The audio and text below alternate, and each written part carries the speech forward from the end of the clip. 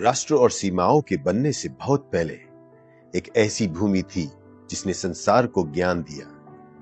भारत की महान विश्वविद्यालयों तक्षशिला, नालंदा, श्री पारवा में ज्ञान नदी की तरह बहता था।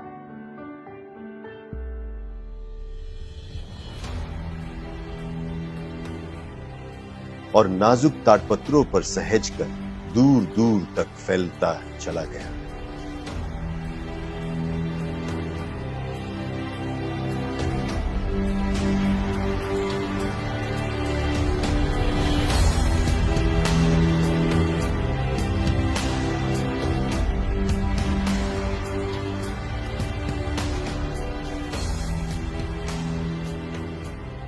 लेकिन समय इतिहास का सबसे प्रबल संपादक है।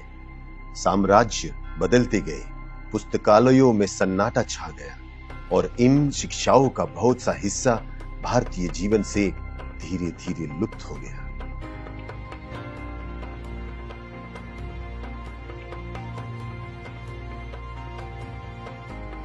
फिर भी दूर देशों में भारत के शब्द सुरक्षित रहे।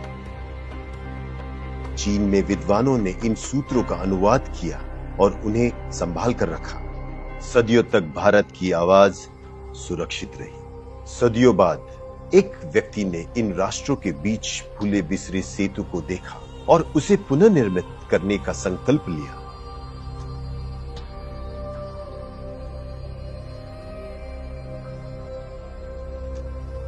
DXN के संस्थापक और प्राकृतिक स्वास्थ्य के अग्रदूत के रूप में विख्यात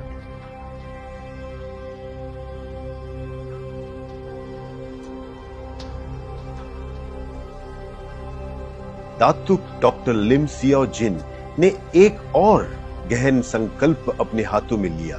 भारत की प्राचीन ज्ञान परंपरा को उसी जन्मभूमि को लौटाने का जहां से वह प्रारंभ हुई थी।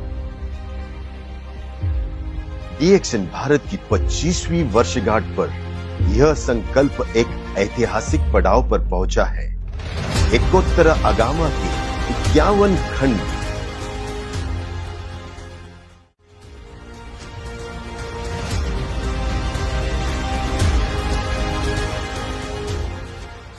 वे शिक्षाएं जो प्राचीन भारत से चीन तक यात्रा करती रही, अब हमारे समय के लिए सावधानी पूर्वक अनुदित और संरक्षित रूप में पुनः अपने मातृभूमि लौट रही है।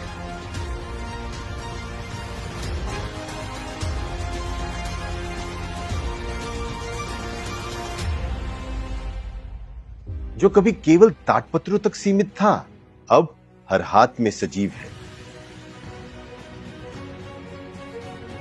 इन मंचों के माध्यम से साधक theagamas.com, thenikayas.com, theindiansutras.com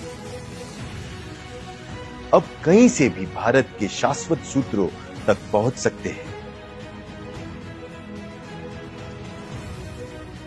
सुस्पष्ट, सुव्यवस्थित और आने वाली पीढ़ियों के लिए तैयार।